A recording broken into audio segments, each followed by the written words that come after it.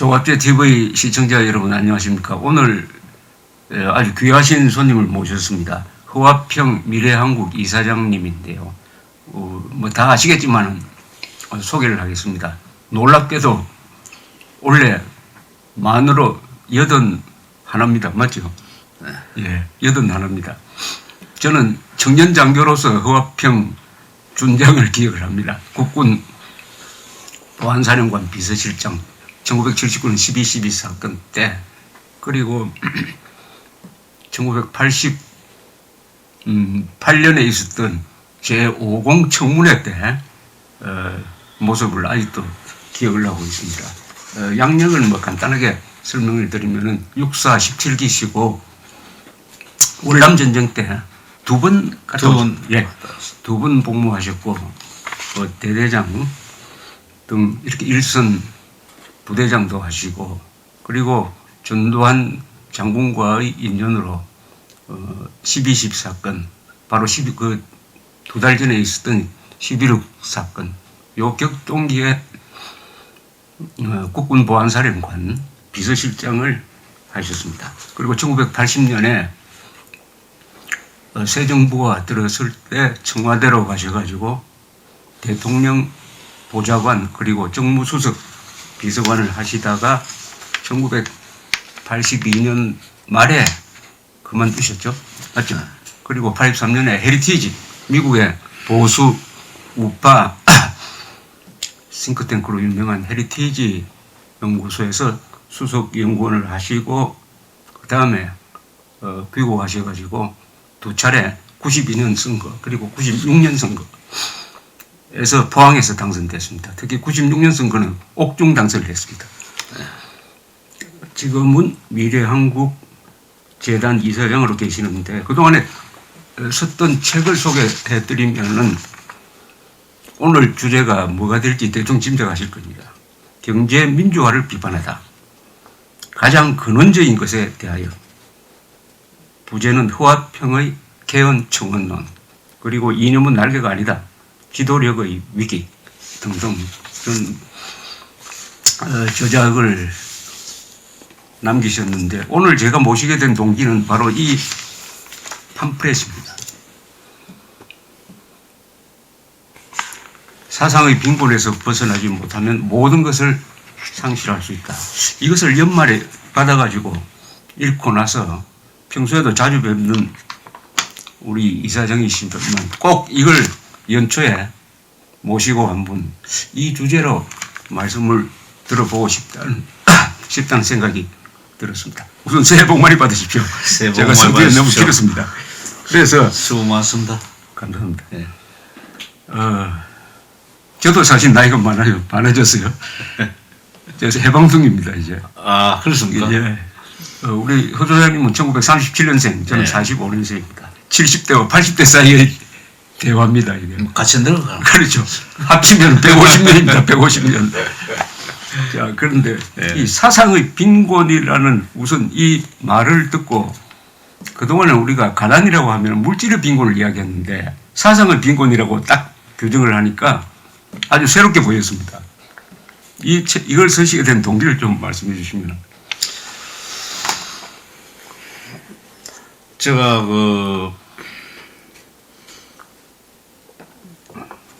학교 교육을 통해 가지고 사상에 대해서 교육을 받은 바도 없고, 그렇죠. 예.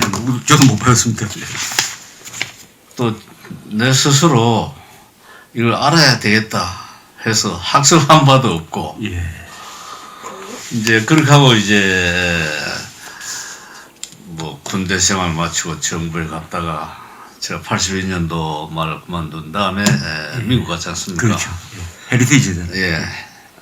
워싱턴에 있는 헤리테지 재단에 가서 이제 5년 동안 있으면서 뭐 저로서는 공부하는 기간이죠. 그 그렇죠. 기간이. 그래서 공부를 한다고 하는 게 이제 미국을 알아야 되겠다. 그럼 미국을 알아야 될 이유는 많죠. 뭐 당장 전 세계에 뭐 절대적 영향을 주는 가장 강하고 그렇죠. 부강하고 그런 나라이기도 하지만은 그러나 미국에 오늘날 우리가 관심을 가져야 될 부분이 인류의 보편적 가치를 예. 자신들이 지키면서 그걸 위해서 모든 국가의 영향을 총동원해야 되겠다 하는 그런 생각을 미국의 지식인들, 지도자들은 한결같이 갖고 있는 것 같아요. 예. 여기서 이제 지도자나 지식인들이라고 하는 것이 광범위한 계층의 직업을 가진 사람들이죠. 그렇죠. 꼭 뭐 정신만 이야기하는 것도 아니고 그런 학자만도 기업도 아니고, 있고, 그죠? 예, 온갖 형태. 그러면서 이제 시작을 하다 보니까 이 미국을 이해하려면 미국의 건국 역사를 알아야 되고 미국의 건국 역사를 들여다보게 되면 건국 정신을 예. 빼놓을 수 없는 거거든요. 예. 그게 사상이란 말입니다. 예. 이제 그래서 내가 이거 사상 문제를 제대로 이해하지 못하면 미국의 경우에 내가 미국을 이해할 수 없겠다. 이런 생각을 내가 이제 하게 된 거예요. 그래서 관심을 가지고 이제 조금씩 미국의 역사와 더불어서 그 당시 제가 가 있을 때는 미소 냉전이 이제 막바지에 그렇죠. 접어들면서 레이건 대통령이죠. 세계가 급변하고 있던 상황이거든요. 이제 그런 상황이기도 하지만은 더욱이 이게 공산주의, 자유주의 문제가 어느 때보다는 되게 클로즈업되어 있다고 할까요? 그 심장부에 제가 가 있었거든요. 좋은 시절이네요. 예. 좋은 시절에 타이밍이. 그래서 제가 이거를 좀 제대로 내가 알아야 되겠다는 생각을 갖게 된 거죠, 사실은.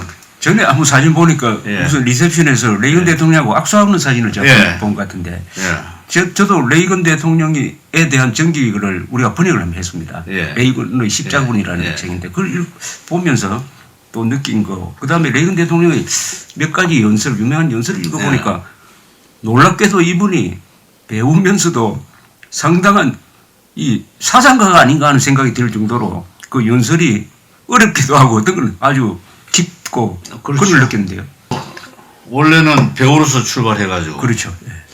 그 다음에 정신의 발을 들여 넣어서 이제 캘리포니아 주지사를 거쳐서 결국 대통령이 돼가지고 미국의 지도자, 소위 서방 진영의 지도자로서 이제 냉전 문제를 이제 해결을 하는데 앞장선 그런 사상적 전사였죠.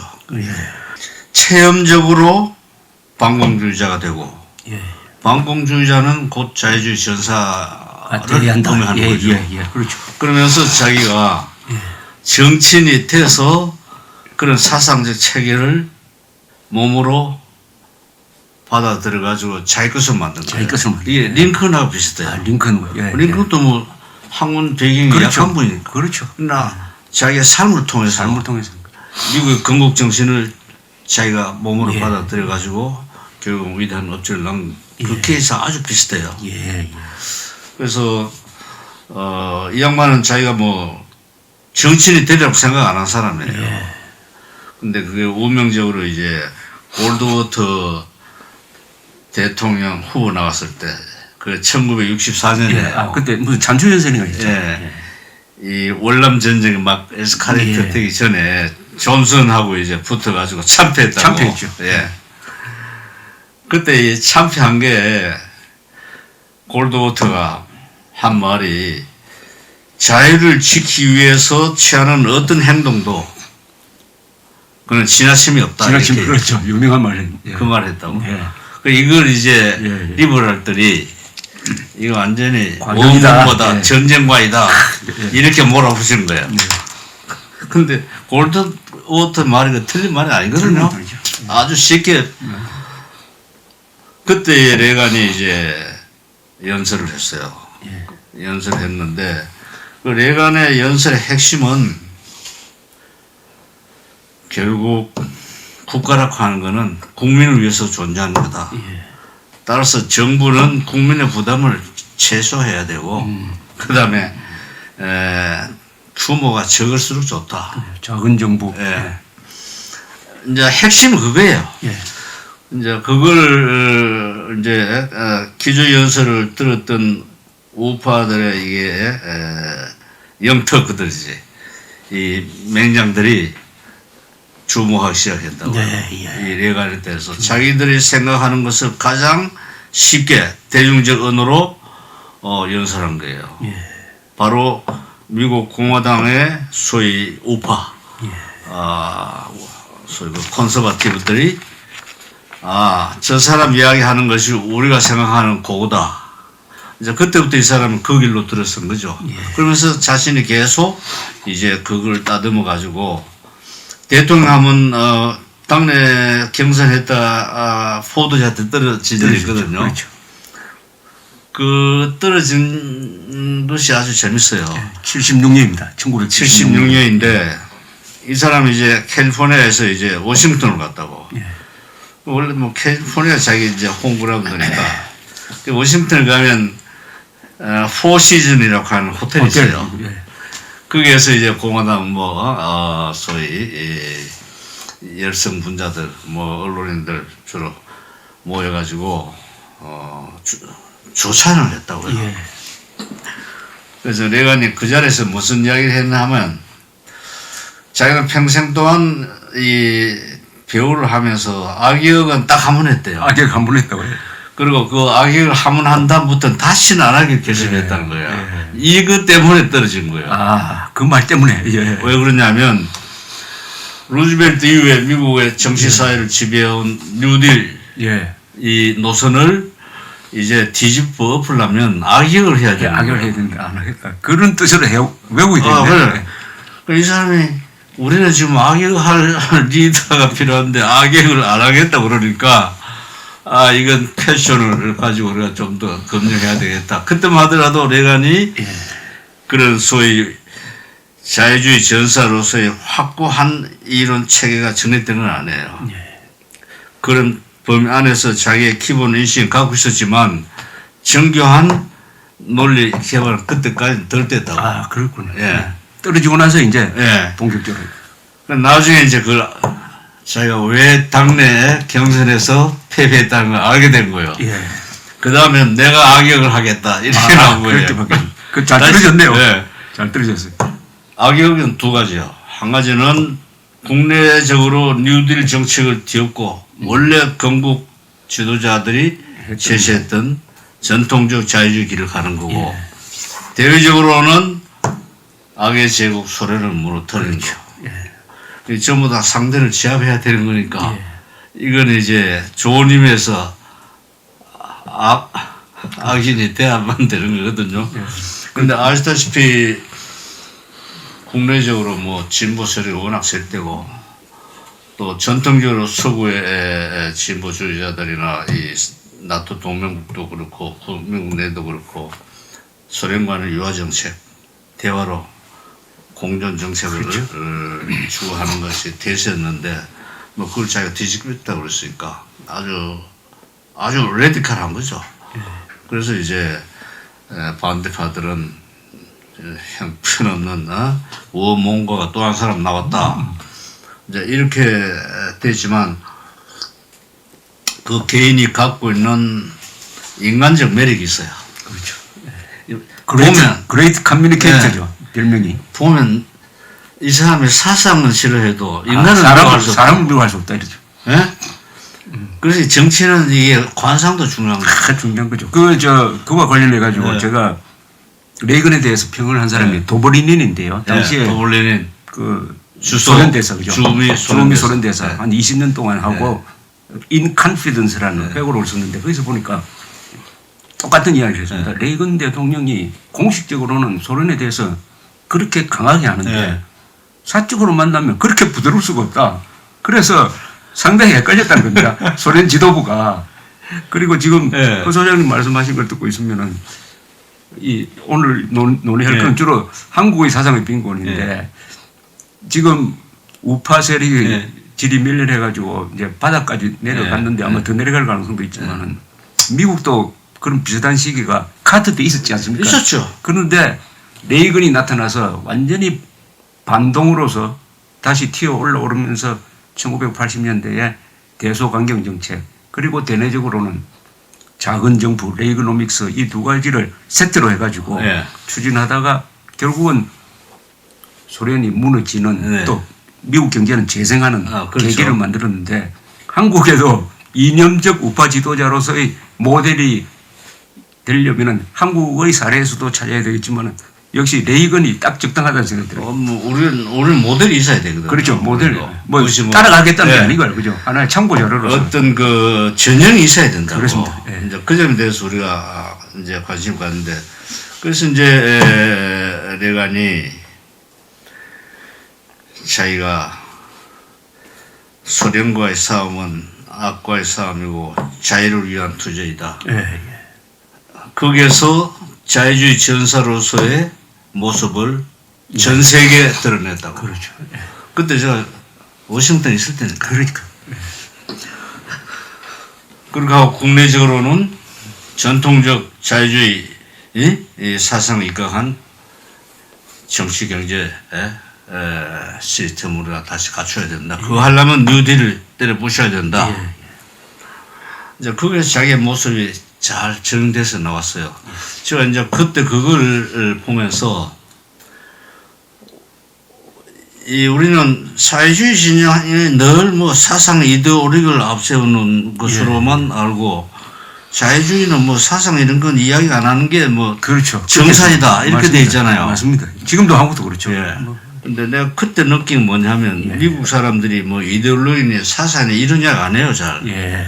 그러나 지금도 마찬가지인데 정치, 예, 예. 외교 이슈가 철저히 사상적. 사상 중심이에요. 철저히 사상적이죠. 사상은 말 안 써요. 안 쓰지. 그렇죠. 안 예? 쓰지만은 그러나 가치 중심이고 예. 원칙 중심이고 사상 중심이에요. 예. 근데 그 점을 지금도 내가 아주 인상 깊게 받았는데 그래서 정치라고 하는 것이 뭐다. 그 우리는 분단 국가거든요. 그렇죠. 통일도 해야 되고 남한에서 자고가 싸워야 그렇죠. 되고 이제 이런 것과 이게 연결이 되니까 내가 좀 더 이걸 제대로 공부를 해야 되겠다 싶더라고요. 예. 제가 이걸 읽어보면서요. 예.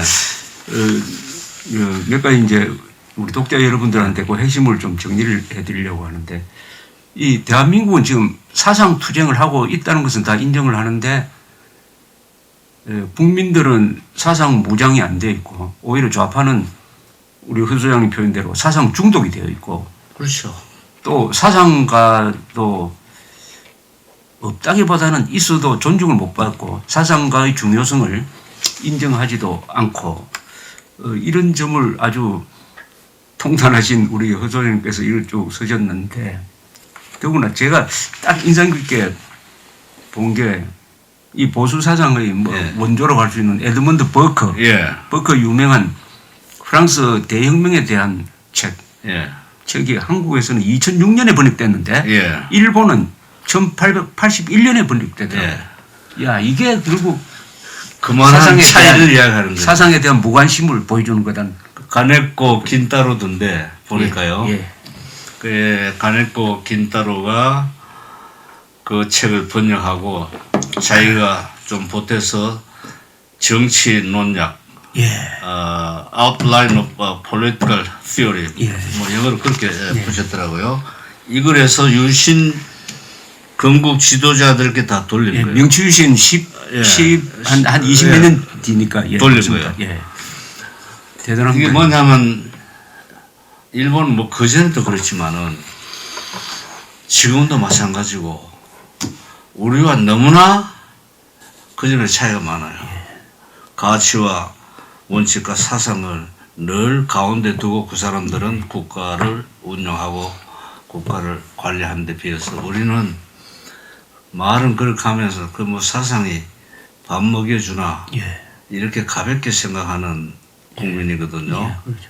국민이라고 하는 게 지도자하고 국민하고 다 합해서 하는 이야기예요, 제가. 그렇게 해서 제가 이제 미국서 그런 생활을 5년을 이제 하고 돌아와가지고 뭐 주로 연구소 생활을 주로 하는 편이죠. 예. 그 제가 이제 뭐 군대도 있었고 짧은 기간이지만은 참전도 하셨고. 청와대도 있었고 그다음 국회에도 예. 있었잖아요. 이제 제가 미국 돌아왔을 때는 가기 전하고 다른 것이 우리의 이 정치적 현실에 대한 관심을 아주 집중적으로 갖게 되고 예, 예. 이제 그 관심을 터뜨려서 내 나름대로 이걸 분석을 하게 되고 예, 예. 그게 근거해서 내 나름대로 어떤 견해를 정리를 해봐야 되겠다. 예. 그렇게 해서 뭐 많은 사람이 아니더라도 언젠가는 책은 쓰면 읽으니까 그렇죠. 언젠가는 읽죠. 언젠가는 예, 주인이 있습니다. 그렇게 해서 내가 책을 써야 되겠다라 결심한 거예요, 사실은요. 예. 그래서 이제 와서 우리 한국 정치 상황을 다시 내 국회 가서 느낀 거예요. 예. 이래 가지고는 한국 정치는 영원히 제자리걸음을 면할 수 없다. 그 왜 그러나 사상이나 가치가 전혀 도입이 되기 때문에. 우파 진영에. 우파 진영에. 진영에 그런 거죠. 좌파는 안 그렇죠. 좌파는 안 해. 뭐 좌파는 죽이 됐든 밥이 됐든 그 자체가 이념 공동체니까요. 완전히 거기에 그렇죠. 함몰되어 있는 함몰되어 집단이니까요. 거기에 비해서 우파는 전혀 딴 세계에서 딴 세계에서. 예? 예. 밥만 먹으면 된다는 식으로 살아온 거죠, 사실은. 그래서 제가 이제 1995년 12월이에요. 역사 바로세기 재판 그렇죠. 때문에 그해 국회가 끝나면 나는 이제 구속되는. 예. 김영삼 정부 때입니다. 예. 그 내가 이제 본회의장에서 지금도 5분 발언 신청을 했어요. 예. 내가 국회를 떠나기 전에 예. 기록을 남겨야 되겠다. 제가. 예? 그때 황낙조 씨가 부의장인데 황낙조 씨 부의장이 그때 사회를 보시고 나보고 어이 화폐 조용히 지나는 게 좋다고 이러시더라고. 예, 예. 그래서 제가 나면 이제 안 돌아옵니다. 나기 전에 제가 반드시 할 이야기가 있다. 예. 그 나가서 이제 제가 5분 발언한 거예요. 예. 그 지금 국회 속기록에 남아 있습니다. 한번 확인하겠습니다. 예. 예. 예. 저 보도된 걸 기억합니다. 예, 남아 있어요. 근데 그 내용은 뭐냐면 지금 벌어지고 있는 이 5.18 특별법 역사 바로세 재판은 이게 좌우 이념 투쟁의 현상이다. 뭐 이 우리 이 안에도 여기저기 그런 사람 많이 있지 않겠나. 다시 이야기해서 특별법 역사 바로세 재판의 성격을 이념적 이 투쟁 현상으로 내가 이야기한 거예요. 그 그러니까 이념 투쟁에서 결국 네. 김영삼 예, 우파 정부라는 김영삼 정부가 예. 일종의 항복했다 이렇게 보시면 그렇죠. 그래서 내가 이제 성격을 그걸 규정한 거예요. 그러니까 그 뒤에 뭐 DJ 지지자들도 많고 시끄러울 때니까요. 뭐 소리 빽빽 지르고 야지르고 그랬다고. 예. 그때 마치 김동길 박사께서도 같은 국회의원이었습니다. 예. 국민의당. 예. 국민의당으로. 그래서 저는 뭐 그분하고 뭐 안면이 별로 없어요. 그 이제 내려와서 내 자리에 또 앉았는데 바로 나중에 김동길 의원께서 올라가시더니만 발언하더니만 그 여러분 동료의원이 이야기하는데 왜 그래 시끄러워요. 나를 응원하는 말씀을 고맙게 하시더라고요. 그래 내가 사무실 돌아왔는데 그때 이제 출입하는 이제 국회 출 기자들 내 방에 왔더라고. 예. 뭐 그게 뭐 중앙도 있고 조선도 있고 뭐 그랬던 것 같은데 내가 그 기자들 이야기 듣고 내가 놀란 거예요. 뭐냐 하면 지금 어떤 데 이념 이야기를 할 때입니까 이러더라고. 예. 예? 그럼 뭐 그 사람들하고 시비할 것도 아니고 그렇죠. 내가 웃으면서 당신들 공부 좀 해라. 언젠가는 다시 이야기할 날이 올 거다. 그게 바로 23년 전입니다. 95년이니까요. 12월. 예. 그리고 내가 이제 구속됐다 나왔다가 출마를 했거든요. 그렇죠. 옥중 당선하고 동선이죠. 이제 뭐 대부분 판결에서 이제 무효가 돼버리고 나와서 그때 내가 떨어졌는데 이제 나가가지고 이제 내가 우리 뭐 동문들 뭐 후배들하고 다 모여서 이제 이야기를 하니까 나보고 그 형님 어디서 이념 말씀하지 마십시오. 예. 젊은 사람들 아주 싫어합니다 이게. 예? 그렇습니다. 예. 그 내가 그때 결심을 하셨네요. 뭐냐 하면 니네들은 앞으로 좀 피눈물 날 때가 있을 거다 속으로. 예. 우리가 이념적 분단 국가야. 우리가 뭐 민족적 분단 국가, 국토가 분단됐다. 뭐 여러 가지 표현이 있을 수 있겠는데 정확하게 이야기하자면 이념적 분단 국가. 그렇습니다. 예. 그렇잖아요. 공산주의냐 자유민주주의냐의 그 대결이니까. 남한에서는 좌우가 붙어서 지금 이념 당장 전쟁을 하고 있고. 하루도 조용할 날이 없는 이 예. 상황 속에서 형님 그 선배님 그 사상 이념 문제 말씀하지 마세요. 이게 다 대학교 나온 엘리트들이야. 그렇습니다. 예. 하물며 우리 국민들은 말할 필요도 없는 거죠. 그때 사실 저는 놀랍기도 하지만은 상당히 좌절감을 느꼈다고요. 이래가지고 우리 자유 대한민국이 지켜줄 수 있는 승리할 수 있을까? 북한이 아무리 대먹지 않은 정권이라도 우리가 극복할 수 있을까? 그런 생각을 했어요. 예. 예? 그래서 제가 이 책에 대해서 조금 더 예. 설명을 드리고 진행을 하도록 하겠습니다. 그래서 지금 허 소장님 말씀대로 대한민국이 지금 두 가지 투쟁을 하고 있는데 하나는 휴전선에서 무력 투쟁, 하나는 서울을 중심으로 한 이념 투쟁을 하고 있는데 좌파는 남북한의 좌파, 남북한의 개혁 투쟁론자들은 이념을 무기로 삼아가지고 치밀하게 이제 정권을 장악하고 또 정권을 장악하지 않으면은 우파 정권을 공격하는데 이념을 무기로 삼는데 대한민국을 지켜야 될 세력은 이념이 별것 아니다. 이념이 밥 먹여주느냐. 색깔론. 우파도 색깔론이라는 이야기, 우파가 아니지 좀.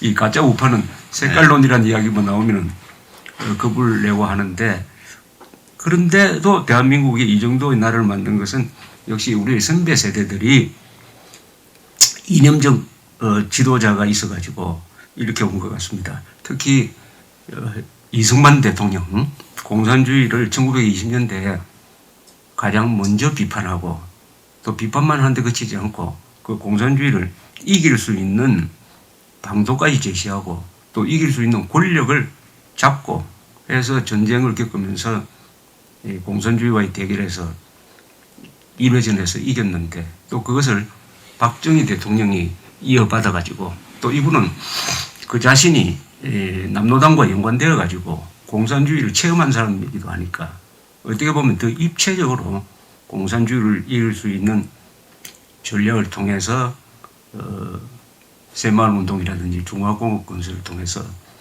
이 공산주의가 침투할 수 있는 이 도시 농촌을 부자로 만들면서 이겨냈는데 문제는 그 뒤에 1980년대부터 민주화가 시작되면서 김일성의 대전략인 그 민주화의 흐름 속에서 주사파 이념을 집어넣어 가지고 하나의 바이러스로서 한국 사회를 오염시키면은 선거를 통해서도 집권할 수 있다. 선거를 통해서도 좌익이 집권할 수 있다. 그 좌익 정권과 연방제 통일을 논의해 가지고 지금은 핵 가지고 보조를 맞추면서 대한민국 전체를 한반도 전체를 주체 사상 천지로 만들겠다. 이런 대전략 아니겠습니까? 그렇죠. 그래서 여기서 저는 예. 사상의 빈곤은 네. 민주화 시대 이후의 한국이고 예. 사실은 그 전에 예. 우리 선배 세대는 사상 무장에 투철을 했습니다. 그렇죠. 특히 이승만 대통령을 좀 보면은 이 레이건 대통령하고 참 비슷한 분인데 이분 사상을 정리하면은 첫째 공산당은 호열자와 같다. 네. 인간은 호열자와 같이 살 수 없다. 절대악으로 규정을 했습니다. 오열자. 두 번째는 공산주의를 왜 반대하느냐. 첫째, 공산주의는 계급을 국가보다 우선시킨다. 반국가다. 그 다음에 공산주의자들은 조국이 소련이다. 이것은 반민족이다. 그 다음에 공산주의대로 하면은 자본과 계급을 억누르니까 문명 생활이 불가능하다. 네. 그 다음에 또 하나가 반인륜이다. 계속 분열만 시키는 반인륜이다. 이렇게 딱 규정하고 그 다음에 전략으로서는 어떻게 선언이 하면은 트루만 대통령이 보낸 편지에서 지금 진행되는 전쟁은 남북한 전쟁이 아니고 소수의 외세의 조종을 받는 집단과 한민족 전체의 대결입니다. 이렇게 합니다. 네. 그러니까 공산주의 집단을 한민족과 고립시키는 이런 전략. 그 다음에 저는 전술로서 이분이 제일 처음에 1948년 8월 15일 이 대한민국 건국을 선언하는 연설의 첫 문장이 뭐냐면은 민주주의는 독재보다 더디지만은 종국에 가서는 선이 악을 이긴다고 믿고 민주주의를 하는 수밖에 없습니다. 이렇습니다. 그래서 저는 이 공산주의와의 대결 방식도 예. 민주주의적으로 해서 이겨야 된다. 아, 그렇죠. 그래서 우리 hu 소장님도 똑같은 말씀을 하셨어요. 이 이념 논쟁은 공개적으로 당당하게 적극적으로 해서 해야 돼요. 당당적으로 해야 된다. 색깔 투쟁을 해야 된다. 그렇죠. 해야 된다. 물론 뭐 그 반란 분자들은 다른 방법으로 제압을 하더라도 예. 이 사상 투쟁은 공개적으로 합법적으로 민주적으로 하자 이거죠. 예, 그렇죠. 예, 블랙리스트나 작성하고 암수를 가지고 뭐 몇 사람 해결한다고 해서 될 일이 아니에요. 예. 그렇잖아요. 예, 그렇죠. 우선 우리 국민 전체가 사상이 왜 중요하다는 걸 예. 알아야 되고 예. 우리는 사상 투쟁하는 나라에 산다는 걸 인식해야 되는 거거든요. 공개적으로 하자 이거죠. 예. 그리고 우리가 지켜야 될 사상이 뭐다 하는 것도 확신을 가져야 되고 그렇죠. 그리고 이걸 깨부수려고 하는 상대 사상에 대해서 우리는 맞서 싸워야 된다고. 예, 공개적으로 공개 토론을 예. 많이 해야 됩니다. 그죠? 또 그래서 우리가- 이거 들으시는 분이 계시면은 예. 이견이 계시면은 한번 결투 신청을 한번 하십시오. 우리 소장님한테. 근데 그래가지고 한번 해보는 예, 것도 좋고 그래서 제가- 생각이 다른 사람들끼리. 예. 이제 사상 문제를 내가 집중적으로 이제 알아봐야 되겠다. 예. 그래서 뭐 지금도 이건 끝이 없는 분야니까요. 그렇죠.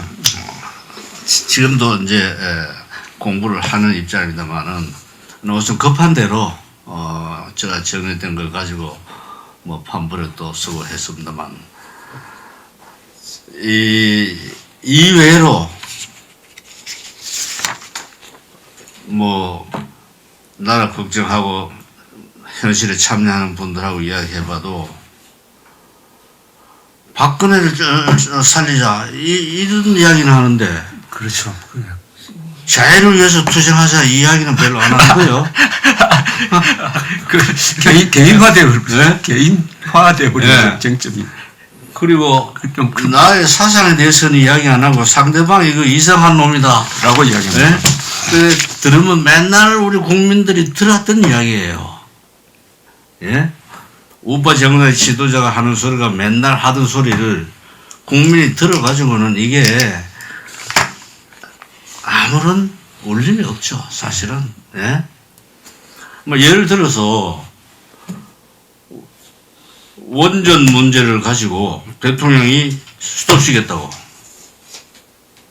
그리고 이제 코미티 만들어서 공론에 붙여서 이제 다시 공사를 하는 것도 있는데 그 경우에 제가 보니까 여의도에 우리 야당은 아니 에너지 뭐 가격 문제 이런 경제적 차원에서 그렇게 할 수 있나 이 수준에서 이야기를 했어요.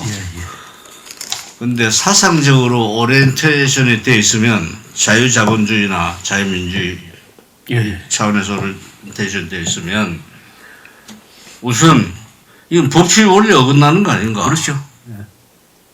이미 결정이 돼서 진행되는 거를 그렇죠. 법적 절차를 밟아서 행정 결정되는 권력이 임의로 스톱시킬 수 있나? 불가능하죠. 그거 물어봐야 된다고. 그렇죠. 다음 두 번째, 자유자본주의에서 계약의 권리와 계약의 자유는 신성시되어 있어요. 그렇죠. 이미 한순하고 일반 기업이 계약을 맺어서 그래서 진행 중이고 진행되고 있는데, 네? 행정부 수장이 스톱! 이렇게 되면 국내에서는 또 그걸 봐준다고 합시다.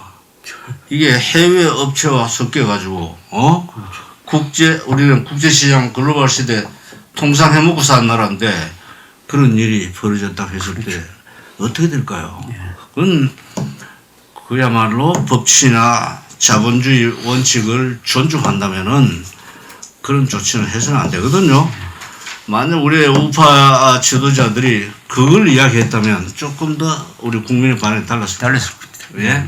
이제 거기에서 이 사람들이 얼마나 생각이 미치지 못하고 결국은 이제 모르니까요.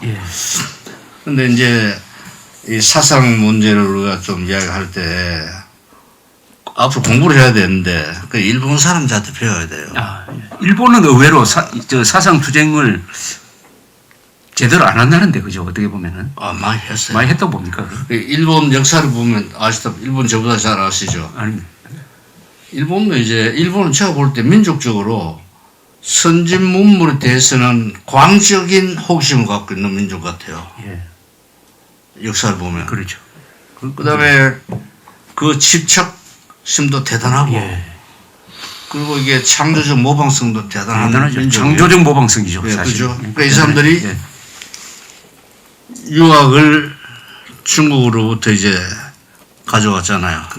주로 당나라, 송나라 영향을 많이 받았더라고요. 이 사람들이 이걸 가져오다 가만 보니까 이러다가는 우리가 중국 사람 되겠다 해서 이걸 감해서 만든 게 국학이라고. 예? 그래서 이 사람들이 이제 국학이라는 체계 안에서 일본에 주저하기 정착을 하는 과정이 있고, 그 다음에 근대화에서 이제 양학, 서양학인데, 이 국학을 상징하는 게 다도예요. 다도인데, 이제 당송으로부터 이제 차가지고 뭐 하면서 이걸 이제 종교적 차원으로 이 다도를 끌어올렸는데, 제가 그걸 어떻게 알았냐면, 미국에 있을 때인데, 책 이름이요. 우리나라에서 번역돼 나와 있어요. The Book of Tea. The Book of Tea. 차의 책. 정천구 씨가 번역해서 우리 시중에 나와 있어. 이거는 가마쿠라 뭐 텐신이든가 이 사람이 유명한 사람이에요. 동경예술대학 나와가지고 주로 아시아 쪽의 예술의 전문가인데 영어도 잘하고 보스턴에 가가지고 소위 보스턴 박물관 뮤지엄 오브 보스턴에서 중국과 일본 예술의 큐레이터로 활동을 하다가 죽었어요. 그러다가 일본 팬이 된 거 아닌가 모르겠네. 이 사람 쓴 책이 이게 The Book of Tea인데 이게 그 중국의 다도를 일본화해서 일본 정신을 담은 게 일본 다도다. 그래서 그 책이 당대 베스트셀러였어요. 그래서 이 보스턴에 있는 당대의 소위 앵글로 섹션 지식인들을 깜짝 놀라한 거예요. 그게 1906년에 처음 나왔대요. 근데 이게 1980년까지 28세에서 나온 책이에요. 책 좀 하네요. 보스턴이니까 이해가 가네요. 보스턴이 옛날에 차를 좋아했잖아요. 차를 좋아했죠. 그래서 차 수입 관계로 그 전쟁 나고 이제 독립전쟁이 났잖아요. 그죠? 보스턴 티파티 사건인데. 그러니까 보스턴에서는 이해하는 사람이 많았겠습니다. 그 책에서 보면 이 사람들이 중국 사람들은 뭐 나름대로 차를 석관절 뭐 일본 사람이 가져와서 거의 종교화 했죠. 사실은 의식화해가지고. 이게 우리 일본 정신이다. 그렇죠. 그걸 지금은 누구도 부정 못하는 거예요. 그리고 1월 1일 날 내가 NHK 보니까 일본말 잘 몰라요. 감으로 그 사람들 보고 하는데 1월 1일 날 NHK에 나오는 그 방영 내용에 난하가의 혁명. 네덜란드라 하는 게 네덜란드. 난하의 혁명인데 이건 내가 다른 데서 이제 읽은 기억이 있어요. 이 17세기 네덜란드 중심한 유럽에서는 개인주의 사상이 트면서 인간을 탐구하게 되는데 그와 관련해서 해부학이 교양인으로서는 필수적이었대요. 그렇습니다. 해부. 그 해부학이. 렘브란트 그림에도 예. 나옵니다. 해부하는 예. 의사 이야기. 예. 그런데 그 나가사키 쪽으로 그 사람들이 왔거든요. 그렇죠. 그 일본 사람들 그걸 통해서 예. 제일 먼저 배운 게 그 네덜란드에서 의학 서적이에요. 그렇죠. 의학 그걸 서적인데 번역을 하고, 예. 그걸 보니까 네덜란드에서 만든 해부학 책을 예. 일본 사람이 번역한 거야. 예. 이게요. 뭐 신체 해부서든가 이게 둥지를 트고 있는 한의학 전문에 이게 막부와 관련된 강력한 세력이 있을 거 아니에요. 이걸 극복하는 건 목숨 내놓고 할 정도로 복잡했던 것 같아요. 그때 이 사람들이 책을 번역해가지고 우리 이거 배워야 된다. 예? 그것뿐만 아니라 1700년대에 가보면 영주별로 그때는 사숙이 유행이었어요. 많은 교육 기관을 만들어서 가르치고 메이지 유신 전후로 해서 뭐 본격적으로 이 사람들 이제 서양의 이론을 받아들이는데 특히 사상적으로 보니까 후쿠자와 유키치 예. 예? 그 사람이 두 권의 책을 썼어요 보니까 뭐냐니까 서양 사정 그러니까 서양을 소개한 책이에요. 책 이름은 서양 사정이고 또 하나는 학문 정진 배워야 된다. 이게 당대 양대 베스트셀러예요. 그렇죠. 그리고 이게 가네코 킨타로가 이제 이 번역한 프랑스 혁명 고찰 이런 걸 위시해서 뭐 사절단도 가고 시찰단도 가고 하여튼 몸부림치다시피 해서 이 사람들이 이제 건국을 해서 건국가 났는데 거기에는 사상과 이론을 받아들이는 과정이 그렇죠. 긴 기간이 있었어요. 지금 우리 허 소장님 하시는 말씀을 제가 보완 설명을 드리면은 네. 그러니까 일본에서는 우리와 같은 이 국가 생존을 건 공산주의와의 투쟁은 뭐 심하지 않았지만은 명치유신에 이르는 과정에서 외래 문물 특히 서양의 문물이 밀려올 때 어떻게 대응할 거냐 하는 고민을 일본 지식인들이 했는데 우선 당나라 송나라로부터 주작을 그대로 한국처럼 그대로 받아들이지 않고 우리 뭔들 받아 자기 나름대로의 우리 소중하라고 일종의 국학화 예. 한 거하고 그 다음에 쇄국 정책 도쿠가와 이에야스 이에야스. 시절에 쇄국 정책을 펴면서도 나가사키에 그 네덜란드 예. 상관을 두어 가지고 예. 문물 교류하면서 이른바 난학을 받아들여 가지고 해부학이라든지 뭐 이런 것을 따라서 배우고 해서 주체적으로 받아들이죠. 그렇죠. 그러니까 그런 점에서 우리는 중국하고 육속하고 있으니까 예. 우리는 막 그런 일종의 완충장치도 없고 없어요. 없는데 여기는 이제 현해탄이 있으니까 한 그만한 여유가 있었지 않냐. 지지적인 조건도 다르다고 생각하지만은 어쨌든 그 연장선상에서 아시아에서 매우 드문 자주적 주체적 예. 명치유신 근대국가 건설을 성공시키고 그다음에 막 제국주의적으로 가서 우리를 먹어버리는데 그것을 일종의 일본식 사상 투쟁으로 보시는 거죠. 그렇죠.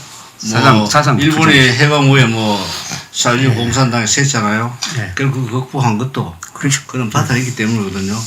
근데 우리의 경우를 이제 돌아보면 간단해요. 우리는 망할 때까지 적극적으로 외국 문물을 받아들이지 않았어요. 그렇죠. 그 기록에 보니까요. 이수광 우리가 역사 교과서에서 이수광이가 유학자로서 천국 갔다 오면서 쓴 게 지봉유설이에요. 그렇죠. 그 지봉유설에 소개된 게 마테오 리치가 쓴 천주실이에요. 예. 네. 이게 1614년이에요. 근데 뭐 별 반응도 반응이 없고 우리는 천국 주작만 그렇죠. 모시면 되니까요. 소중화로 가버려요. 예. 소중화식. 그렇게 하고 나중에 이제 소현 세자가 잡혀갔잖아요. 그렇죠. 복림대군하고 예. 청나라에 인조 때 병자호론 끝나고 잡혀가서 8년간 있을 때 누굴 만나냐면 마테오 리치 후임자 아담살이라고 독일계 예수회 신부예요. 이 사람은 그 황실의 관상감이었다고요. 예. 지금도 북계에 가면 그 관측하는 그 관상대가 그대로 있어요. 내가 가봤다고. 가보셨군요. 예. 예. 아담살하고 상당히 친했어. 예. 그래서 자기가 이제 들은 거, 뭐 예수교, 뭐 기계, 뭐 이런 걸 한 보따리 가지고 돌아왔는데 그때 성경도 가져왔죠. 예.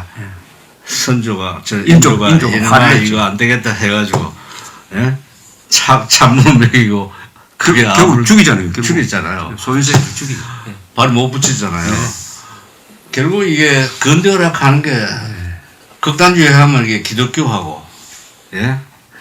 기독교를 떠나서 그날 이야기할 수 없는 거거든요, 사실은. 자, 우리도 그 영향을 받았는데 보니까 천주교 신자는 1760년대 처음 생겼어요. 이성훈이 북경에서 영세를 받고 왔다고. 기독교는 그보다 한 100년 후에 들어왔고. 뭐 그러다가 조선 막아버린 거예요.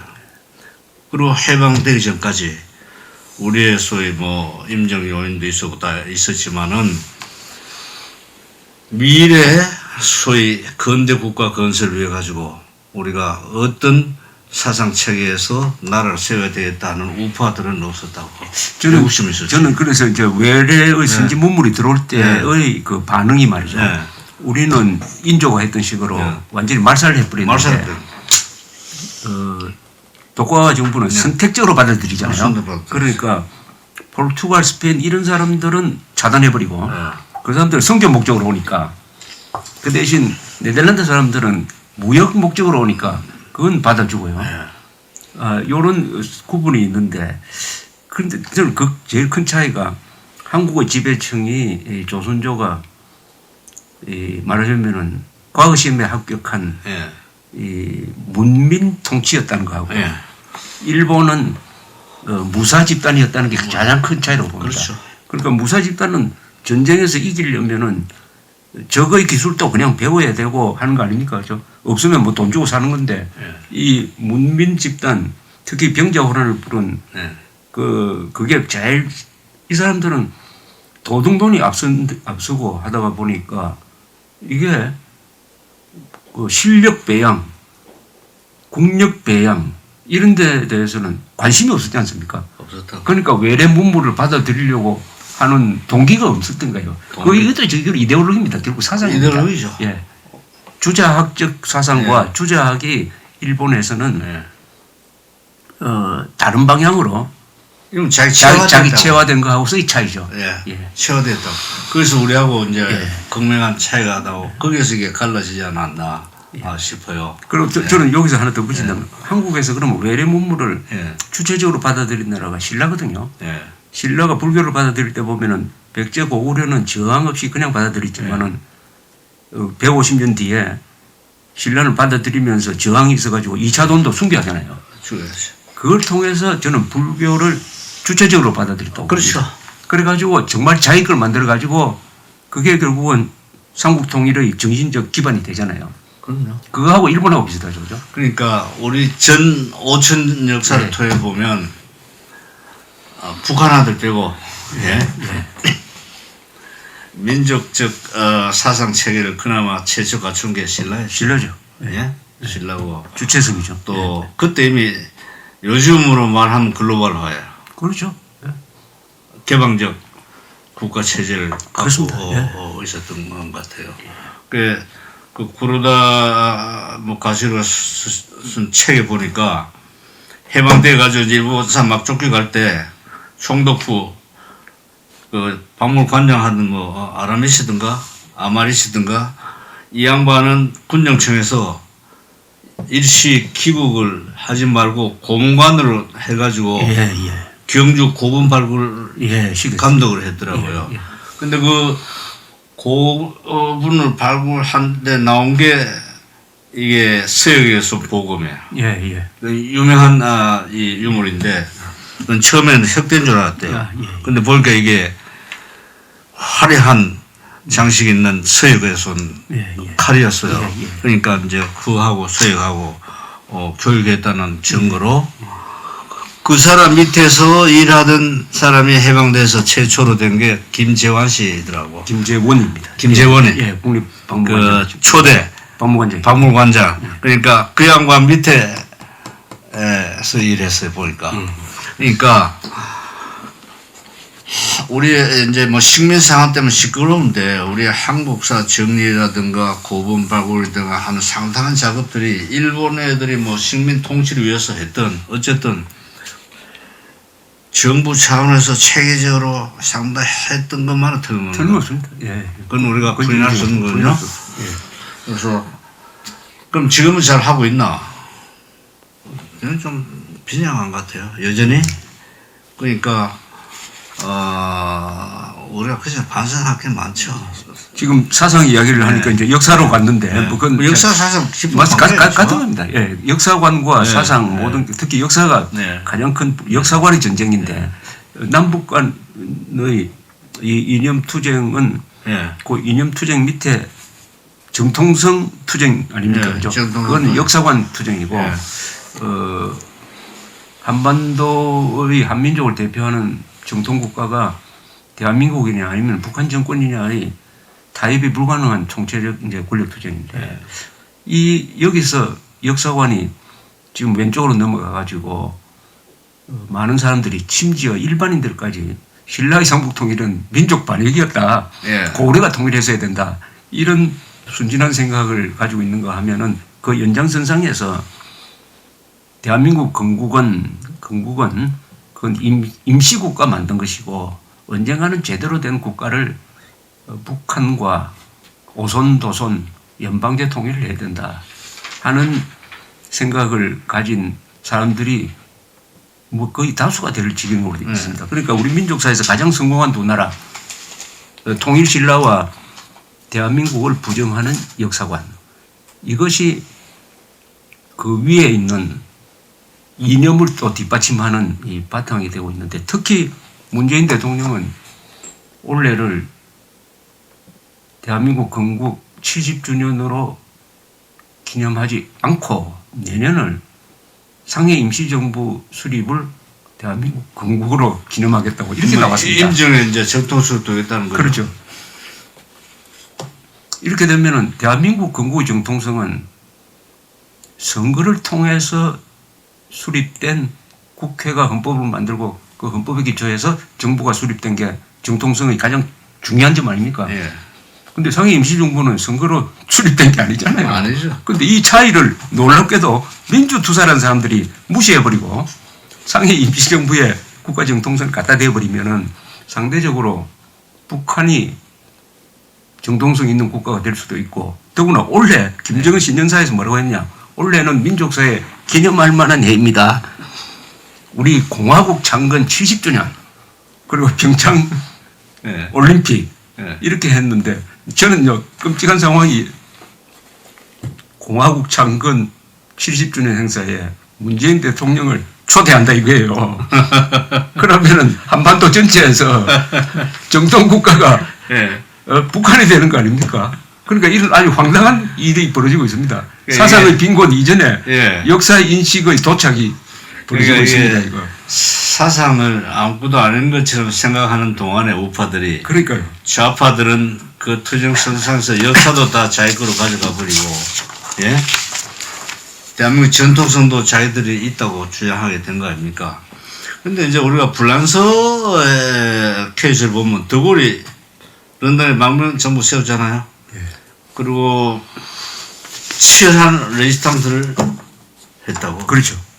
피를 철철 흘리고 싸웠어요.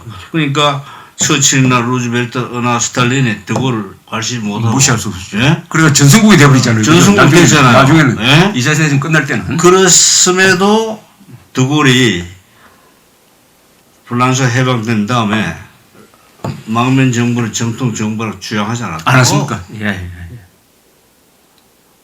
망명 정부지. 그렇죠. 예? 정상적 정부가 아니라고. 그렇죠. 그러니까 우리가 뭐 갖춘 걸 가지고 정상이라고 그래야지 안 갖춘 걸 가지고 정상이다라고 하면 그건 논리적 비약이거든요. 근데 이제 우리 저는 오히려 이 점이 가공하다고 생각합니다. 네. 뭐냐면 이렇게 말도 안 되는 네. 그러니까 소학교라 하면 일본이고 국민학교는 우리나라고 요새 초등학교라고 그러는데 초등학교 학생들한테 물어도 국가는 영토, 주권, 국민이 있어야 국가인데 상해 임시정부 국가 아닙니다. 라고 시험 문제에 답할 정도의 말도 아닌 이야기를 가지고 많은 사람들을 세뇌시킬 수 있었다는 겁니다. 그리고 그렇죠. 그걸 믿는 정권이 들어섰다는 사실입니다. 그러니까 말도 아닌 거 가지고 난 30% 정도의 그 무리를 가지고 뭘 한다면 그래도 이해가 가겠는데 이거는 제로도 안 되는 걸 가지고 완전한 억지를 가지고 이 문명국가의 예. 국민들을 설득하는 데 성공했다. 이게 가공할지 말입니까? 우리가 이제 문화적 수준을 놓고 볼 때 경제적 수준을 넘어서지 못하는 상태죠. 경제 수준보다 훨씬 뒤에 있죠. 근데 이제 좌파들이 뭐 인정의 정통성이 있다고 하는 게 자기 모순이에요. 뭐냐면 아시다시피 조선의 공산당이 1925년에 코멘테론에서 인가받았거든요. 그렇죠. 그 인정이 사회주의 진영과 민족주의 진영이 분열됐다고요. 그 사회주의 진영은 모스크바의 지원을 받으면서 그렇죠. 돈도 받고 뭐 교육 지원도 받고 북쪽에서 활동하고 중국 공산주의 혁명에도 참여하고 그랬다고요. 이제 그 점에서 자기들이 항일 투쟁의 정통성이 있다. 예, 예. 그 민족주의 진영은 자기들은 적대시 했다고. 그렇죠. 예, 맞습니다. 지금 우리가 민족주의 진영의 인정을 이야기하는 거예요. 그렇습니다. 예. 그렇다면 좌파들 자기 사회주의 자기 선배들이 세운 부정이죠. 자기 부정. 그걸 그럼 어떻게 하자는 거야? 예? 그러니까 내가 이 사람들 그걸 생각을 그렇죠. 하나? 그러니까 상해 임시정부는 한 번도 예. 좌파한테 완전히 장악된 적은 없잖아요. 없다고. 없어요. 공존 상태가 예. 있었던 적은 있지만은. 예. 그리고 초대 대통령이 이승만 아닙니까? 이승만이죠. 그런데 우선은 네. 그것까지 따지기 전에 우선 대한민국을 부정하기 위해서 그렇게 하는데. 그렇죠. 그래서 저는 막 이렇게 어떻게 이 우파 진영에서 생각을 조금 그러면은 좋다. 건국 과정이라고 생각하죠. 네. 건국 과정의 출발은 1919년 상해 임시정부가 맞다. 그러나 건국의 완결은 1948년 8월 15일이다. 그럼 이 두 가지를 같이 기념하자. 저는 그렇게 이제 하면 어떻습니까? 그 점에서 이런 평소의 생각을 갖고 있어요. 네. 1948년 8월 15일은 건국의 시작이다. 그럼 건국 건국의- 완성은 언제 하나? 통일됐을 때, 자유 통일됐을 때. 그게 건국 완성이 아닌가? 그렇게 봅니까? 오히려 건국 저는 그렇게 봐요. 그렇게 봅니다. 그러니까 이 건국 날 가지고 싸워봐야 결론도 안 나고 이거는 소모전이에요. 우리는 자유 통일이 되면 8월 15일은 당연히 건국일로 그거는 정의가 되지만 건국 시작으로 본다 이거죠. 예, 건국 시작이에요. 저는 우리는 통일했을 때 저는 무슨- 완성되는 거예요. 그러니까 건국의 시작. 건국 시작이든지 건국의 네. 종료든지 하여튼 건국일입니다. 그날이 건국이 날인데. 그러니까 우리가 통일되면 역사 교과서 다시 만들어야 돼요. 그렇죠. 그렇잖아요. 누가 이기든 가짜 예. 역사 교과서 뭐 여기도 네가 옳다 내가 옳다 지금 싸우고 있는 이 상태에서 우리는 역사 교과서가 없는 국민이다. 이 말은 여러 가지를 의미하는 것 같아요. 예? 민족 정신도 없고 국민 정신도 없고 사상의 바탕도 흠이하고 뭐 제대로 된 게 없다는 말 똑같은 거거든요. 사실은. 그래서 이 역사 문제는 우리가 계속 선상에서 미완의 장으로 나가놔야 되지 않나 싶어요. 저는 그렇게 생각합니다. 그리고 이제 우리 조용히 이제 말씀하신 대로 신라의 역사가 한반도의 정통이다. 뭐 그 점은 저도 늘 믿는 사람입니다. 근데 이제 중국 사람들이 고려는 동북 공정에 자기들 주변 국가로 민족 국가로 집어넣었거든요. 근데 최근에 와가지고는 또 백제도 그래, 너 자기들 거다. 다시 해서 고려와 백제는 부여에서 온 이 유민들이 만든 국가니까 엄밀한 의미에서 만주족이 만든 국가다. 중국 입장에서는 그것이 어떻게 너희들 한민족 역사냐. 최근에 백제를 이게 내 신문에서 읽었어요. 자기 역사에 편입을 해야 된다. 부여족이라 이거죠. 네? 부여족. 부여족이다. 이제 그렇게 보면 그렇게 하면은 또 신라밖에 안 남고 안 남죠. 그럼 또 우리는 일본이 우리 역사다 할 수 있겠는데 일본을 고대국가를 만든 사람들이 한민족이 건너갔으니까 현재 기준으로 하는 거죠. 그러니까 이게 참 그러니까 이제 우리 구르다 씨가 쓴 책에 나당연납군하고 자기들이 파견한 일본군이 백강 전투에서 싸워가지고 나중에 패퇴했다는 건 그 기록이 있어요. 네, 그렇죠. 663년입니다. 예. 근데 우리 국사에서는 그게 언급이 안 돼 있거든요. 일본에서는 크게 다루는데 우리는 일본은 너무 작게 다뤄요. 그게 예. 아주 중요한 사건인데. 근데 그걸 보고 듣기는 했는데 이거 좀 더 알아봐야 되겠다 하는 생각이 있는데 그래서 저는 이제 지금 이 시랍도 그렇고 뭐 이집트도 그렇고 고고학 발굴은 독일, 프랑스, 영국 사람이 단연 앞서 있어요. 지금도 이제 히랍이 정부가 지원을 하고 그 나라 전문가들 해서 지금도 계속 유적을 발굴하고 있어요. 근데 이게 파내는 건 간단하지만 이걸 퍼즐 맞추는 거는 전문가가 그렇죠. 필요하거든요. 이걸 못하는 거예요. 그러니까 뭐 과거의 기록을 갖다 놓고 이걸 다 맞춰야 되니까 그 자기 힘으로 안 되는 거예요. 그렇죠. 역사라고 하는 것은 영원히 이게 보완돼 가야 그렇습니다. 되는 기록이지. 그게 스톱되는 거 아니거든요. 또 절대 국산에 해가지고 이렇게 잘라보면 잘라서 안 그건 된다고. 말도 아니고 세계가 다 연관되어 근데 있는 우리가 조심해야 될 게 정치 지도자 정치권이 정치적 목적으로 역사를 그러니까요. 이용해 먹으면 안 된다. 근데 이걸 굉장히 저는 중요하게 생각해요. 뭐 지금 현재 여러 가지 한일 관계 문제가 이제 그 관계돼 있잖아요. 뭐 젊은 사람의 민족주의 이 의식을 고양하기 위해서 또 뭐 내 편을 끌어넣기 위해서 여러 가지 이유가 있을 텐데 그렇다면 역사는 역사가 안 되죠. 그렇죠. 그건 뭐 정치의 한 방편물로. 그럴 때 문제는 이 우파는 역사를 항상 뭐 거의 다 실증주의적으로 연구를 하니까 그것을 정치적으로 활용 안 하려고 하지 않습니까? 안 하려고 스스로 한다. 역사를 역사로 두는데 좌파들이 역사를 무기로 삼으니까 아니 무기가 아닙니다. 이거 흉기지. 그렇죠. 흉기로 삼아가지고 우리 민족사에 가장 영광된 두 개의 사건 신라의 상북통일과 대한민국의 건국을 완전히 부정하려고 하니까 이런 자학적인 자살적인 역사관을 하니까 우리도 대단히 역사를 또 공부해가지고 대응할 수밖에 없다고 생각을 합니다. 그런데 지금 우리 구로다 기자가 쓴 이 날씨는 맑지만 파고는 높다라는 책에서 이분이 일본 사람 입장에서 쓴 것 중에 그거 참 정확하게 봤다고 생각하는 게 이런 겁니다. 일본 일제시대를 가지고 지금 좌익들이 어떻게 이용해가지고 우파를 공격하고 있느냐. 북한에서는 김일성의 항일 투쟁을 완전히 과장하고 조작해가지고 그렇죠.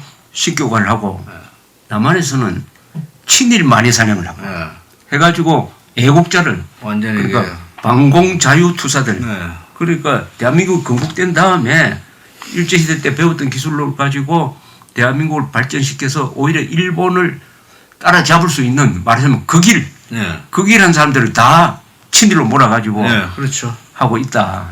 그거 보니까 이게 일본 일제 시대의 이 역사가 완전한 흉기가 돼가지고 우리 우파를 예. 친일 분자로 몰았구나 하는 그 실감이 가더라고요. 근데 이제 그 점에 대해서 우리가 이제 열린 마음으로 공개적으로 이야기를 많이 해야 되지 않나 싶어요. 예. 일본 사람 잘했다고 하면 당장 친일로 날개 찍혀서 골치 아프니까 그렇다고 해서 양심이 있어가지고 함부로 또 비판도 안 하고 그냥 자연히 한패다. 근데 이게 이제 불행한 건데 개인이든 집단이든 이 컴플렉스가 있으면요 그렇죠. 절대로 상대를 이길 수가 없다. 아, 이길 수 없습니다. 그죠? 그게 중요합니다. 컴플렉스가 있는 개인의 집단은 절대 성공할 수가 이길 수가 없다고. 없죠. 컴플렉스. 예? 그래서 나는 일본에 대해서 이렇게 생각합니다. 일본이 한국을 잡아먹었나? 예.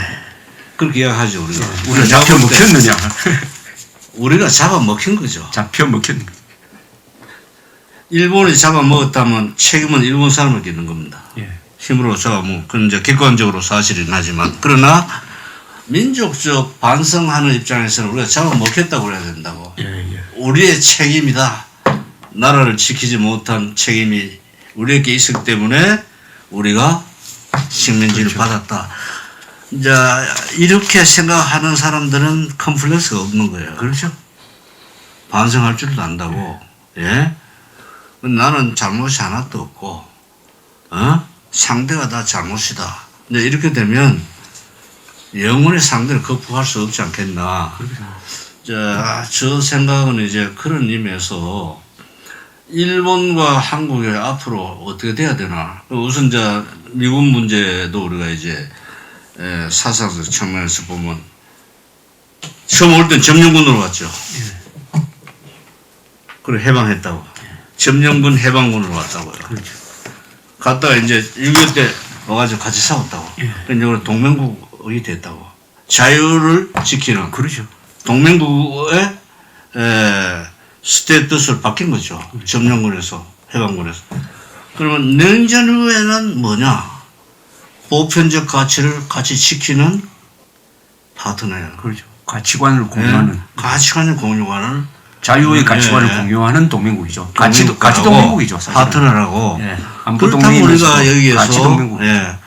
컴플렉스를 가져야 될 이유가 없는 거죠. 그러면 그 가치 동맹으로 본다면은 한국과 일본도 같이 가야지. 같이 가야 됩니다. 한미일 그렇죠. 동맹관계에서 가치 일본 동맹이니까. 개심하지 우리가 생각하면. 그러나 역사로 가는 건 계속 앞으로 가는 거니까요. 그렇죠. 또 시대에 따라서 해석이 달라지고. 그러니까 지금 참 재밌는 게 이 예. 아시아 전체에서 예. 미국하고 가장 친하려고 하는 나라가 베트남 아닙니까? 베트남. 그죠?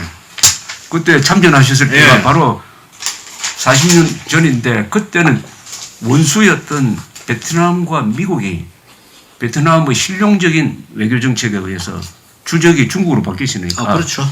이제 미국하고 친해야 되겠다 이렇게 생각한다면은 우리가 일본과 제휴하고 손잡고 협력해가지고 중국의 패권주의를 견제하는 것은 너무나 당연한 그렇죠. 그렇죠. 실리 외교 아닙니까 이게? 그럼요. 예.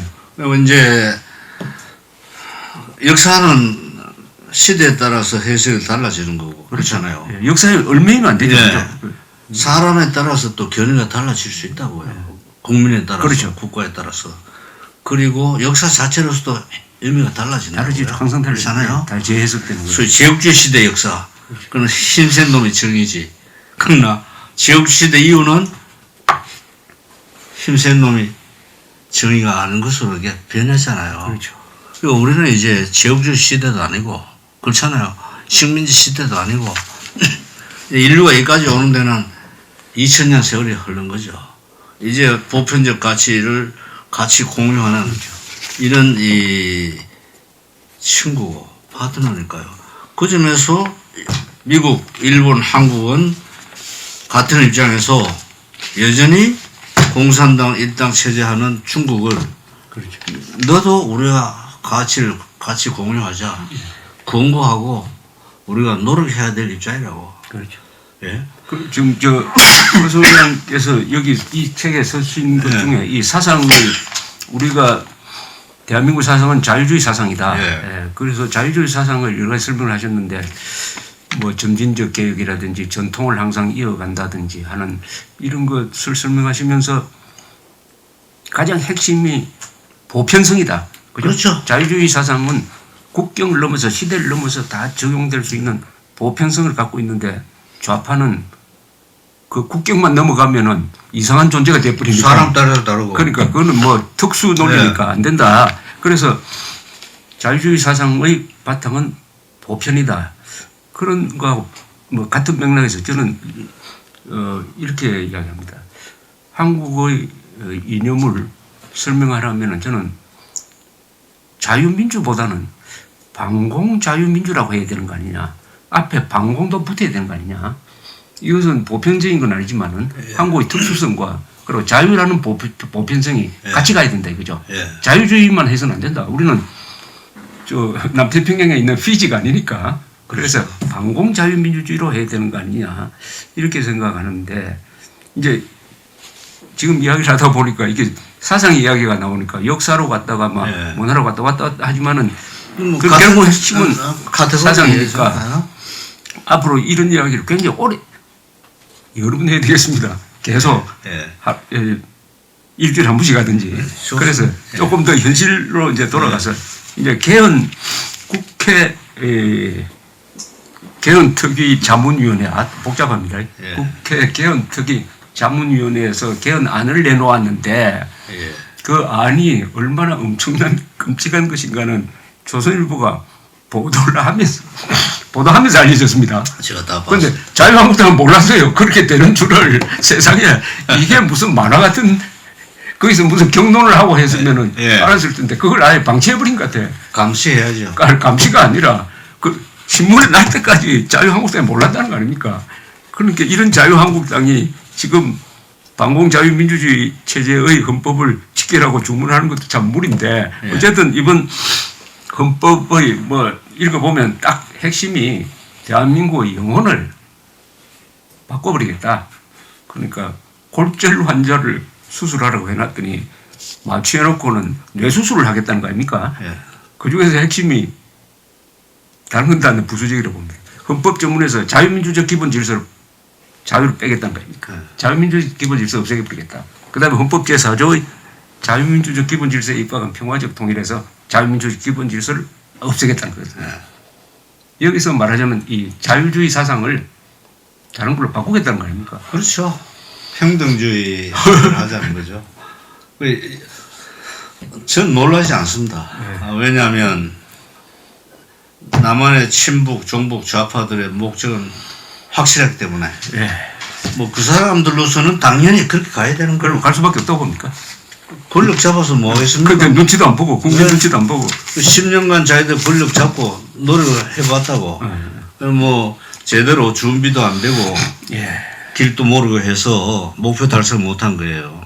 근데 사실은 이걸 2012년 대선 때 이기면 하려고 그랬는데 그걸 백낙천 교수 같은 사람은 2013년 체제라고 그랬습니다. 목박스 이야기했다고요. 그게 5년 늦춰진 거예요. 그렇지. 그게 2017년 체제가 된 거죠. 예.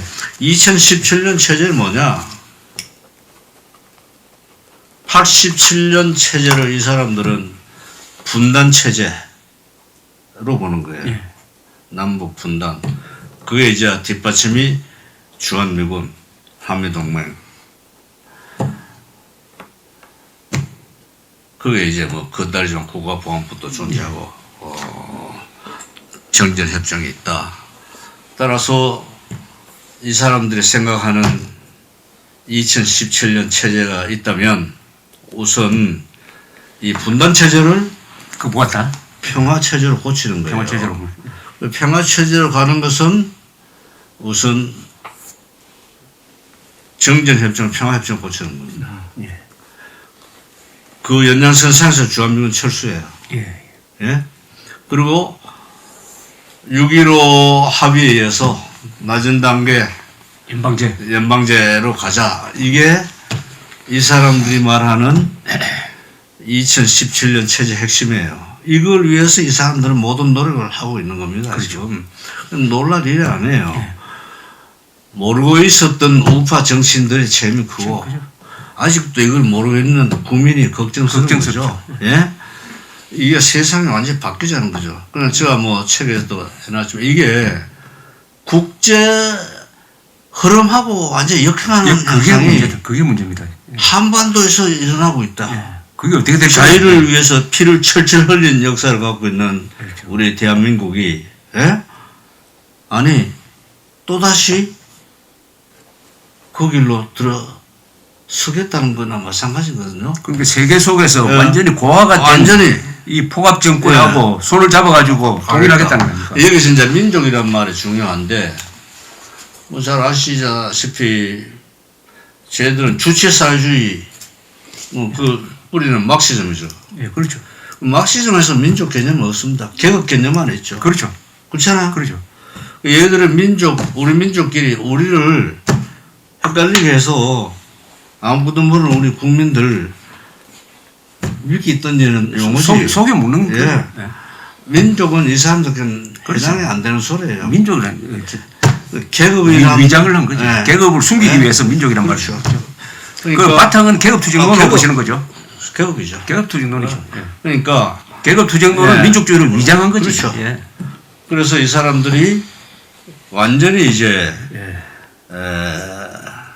소위 말하는 주체 사회주의적 계급사회. 그걸 이 사람들은 평등사회로 보는 거죠. 그렇죠. 그거 만든다는 거니까요. 예? 그러니까 우리가 볼 때는 위험하고 말도 안 되는 소리인데 그 사람 볼 때는 그것이 자기들의 역사적 사명이라고. 그걸 가지고 우리는 시비를 할 수 없는 거예요. 다만 우리는 받아들일 수 없고 그것이 절대 성공하도록 놔둘 수 놔둘 수 없고 없는 거죠. 그러려면 싸워야 되고 그것이 유일한 길이지. 그렇죠. 어떻게 그것이 마음을 뭐 잘못됐네 잘됐네 이건 이야기할 여지가 없어요. 예. 그걸 우리는 사실은 등한시했죠. 늘. 근데 이걸 이제 법률적으로 보면은 과연 국채를 변경하는 헌법 개정이 가능하느냐 하면은 뭐 링컨도 이야기했습니다만은 국가 자살을 위한 개헌은 있을 수가 없다. 그래서 대한민국의 국채를 규정하는 헌법 제1조, 3조, 4조, 헌법 제10조는 개정 불가사항이다. 이렇게 보지 않습니까? 네. 그럼 우리 법리적으로 한번 따져볼 필요는 있다고 보는데요. 그렇죠. 그걸 어떻게 생각하십니까? 저는 이렇게 봅니다. 대통령이 선서할 때 헌법 수호라고 하는 조항이 있어요. 그렇죠. 국헌을 수호하고 뭔가 뭐 국기를 하여튼 헌법 수호가 그렇죠. 있어요. 그럼 대한민국 대통령이 헌법 수호한다고 하는 것은 뭐냐? 대한민국의 자유민주주의를 수호한다는 걸 의미하는 거예요. 의미하는 거죠. 예. 예? 예. 따라서 그 전제하에서 전제하에서 개헌은 얼마든지 가능합니다. 그 전제하에서 근데 그걸 너무 무시하는 개헌은 이거는 용납할 수 없는 거야. 불법이죠 사실. 그건 불법이에요. 헌법 유린이고 물론 탄핵 사유고. 예. 그거는 탄핵 사유가 되는 거예요. 예? 불법 중에서도 가장 큰 그거는 불법이- 국민의 저항권을 예. 발동할 수 있는 근거가 된다고. 근거가 되는 거죠. 국민이 그걸 받아들일 수 있나요? 근데 이게 모든 게 합법을 위장해가지고 예. 국회에서 통과가 되고 국민투표에서 통과되면 어떻게 되냐 이거죠. 이제 그거는 다수의 국민이 방치할 수 없는 거죠.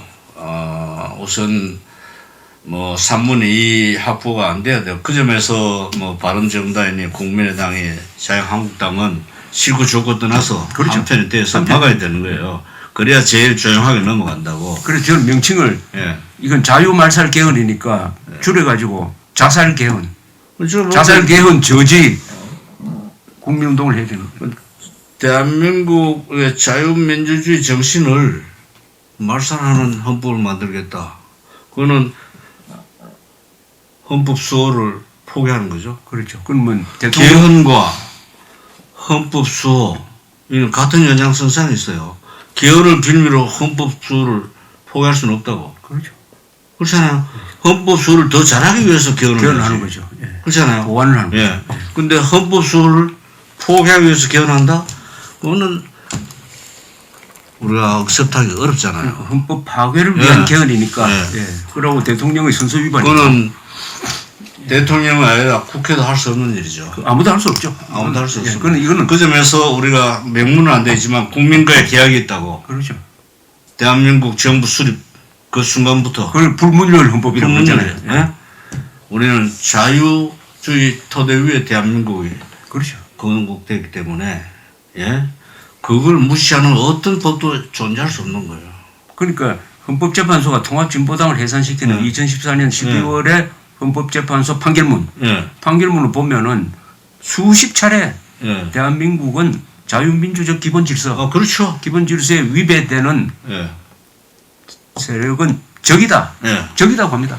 적이므로 그것은 뭐 선과 악의 문제도 아니다. 이것은 국가 생존의 문제니까 반드시 응징해야 된다고 써놨어요. 제가 헌법에 대한 개헌에 대한 저 견해가 있습니다. 있는데 언젠가는 이제 글로서 제가 표현을 할 수 있을 것 같은데 우리는 헌법을 고쳐야 돼요. 예, 고칠 좀 많죠. 근데 재헌 수준의 헌법 개헌을 해야 됩니다. 예, 예.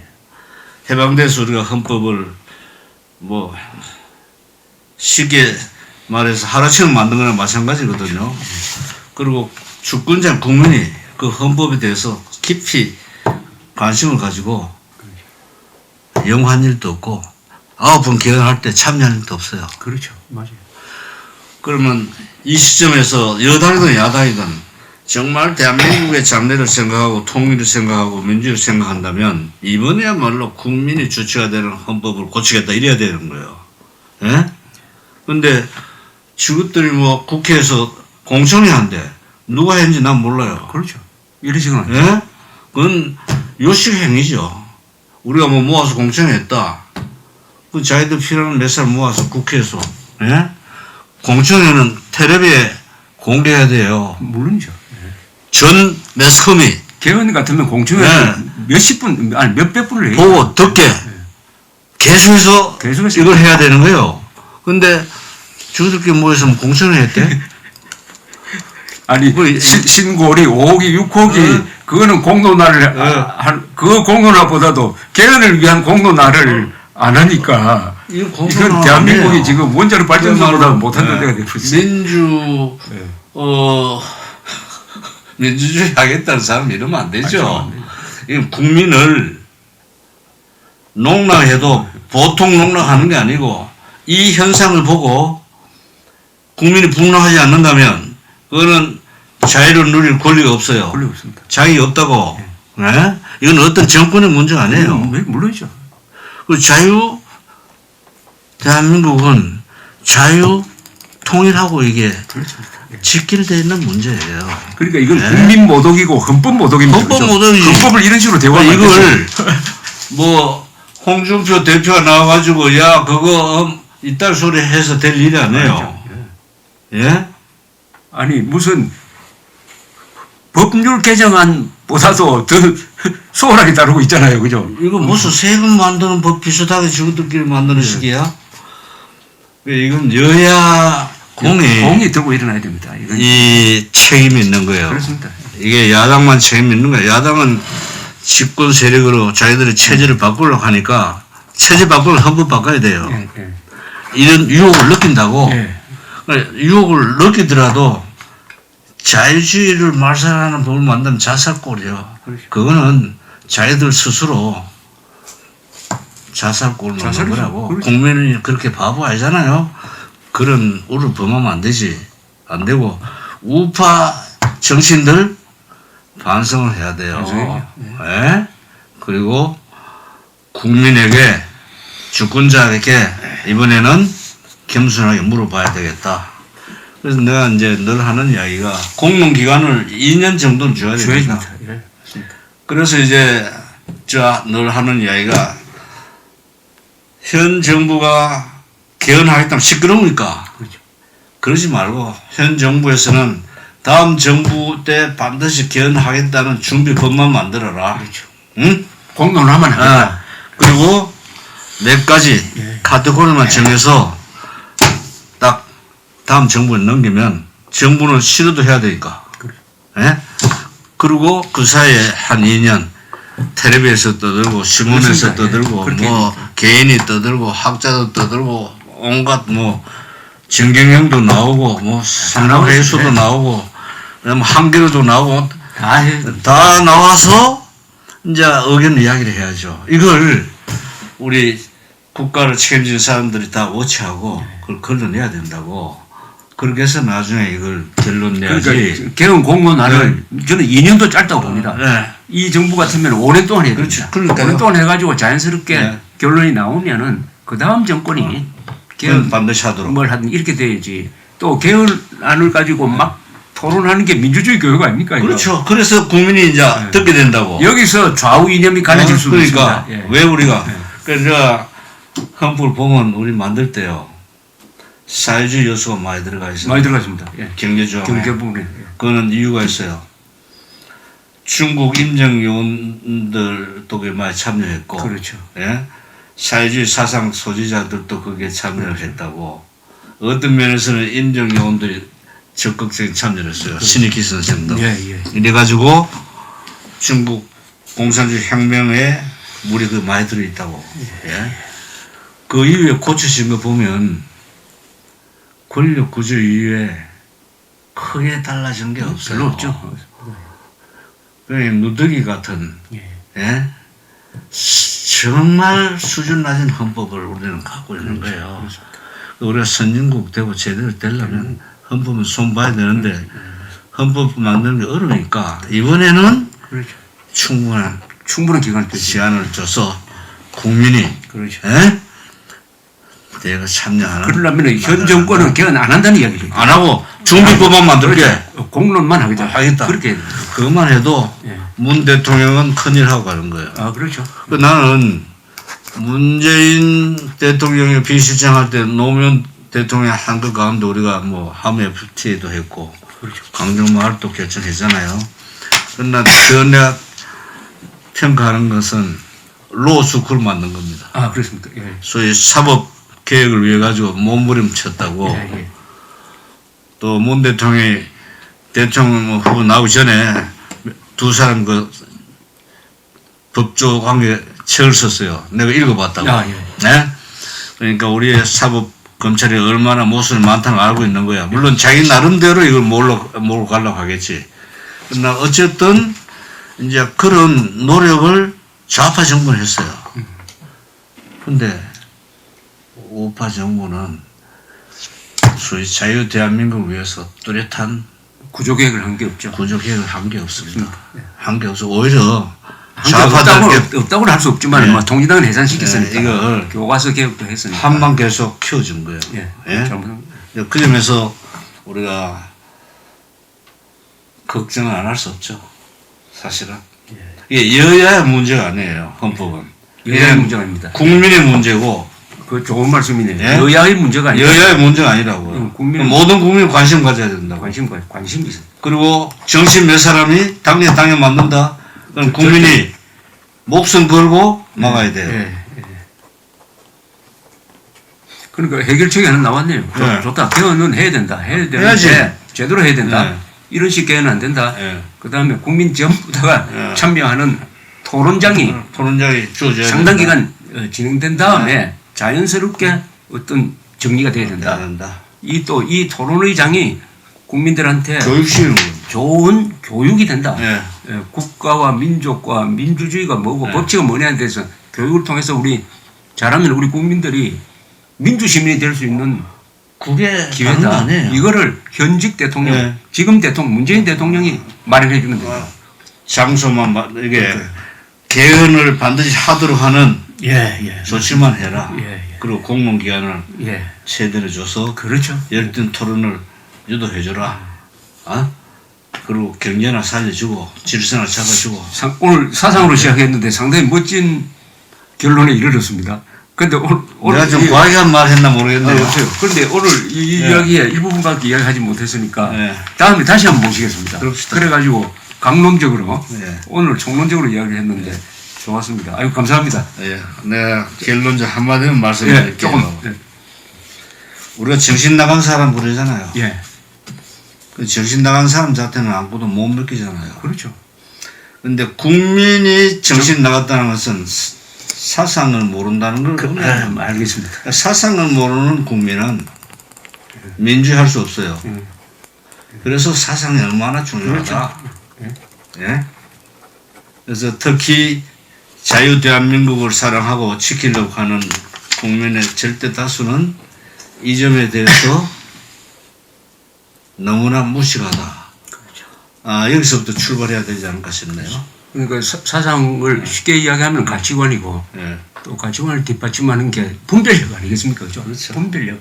분별을 갖추도록 하는 게 사상이고 예. 그 분별력은 진위 분별력, 비하 분별력, 선악 분별력 뭐 이런 건데 두고 이 사상 문제를 토론을 하도록 하겠습니다. 감사합니다. 아유, 오늘 재밌는 이야기 나눴습니다. 햄술수술했네요. 아니 그래도 계속 합시다. 계속 예, 해가지고 이게 예. 아주 중요한 뭐 교육이니까요. 우리 이거는 이런 TV 아니면 할 수가 없어요. 예. 뭐 시간 제한이 없으니까.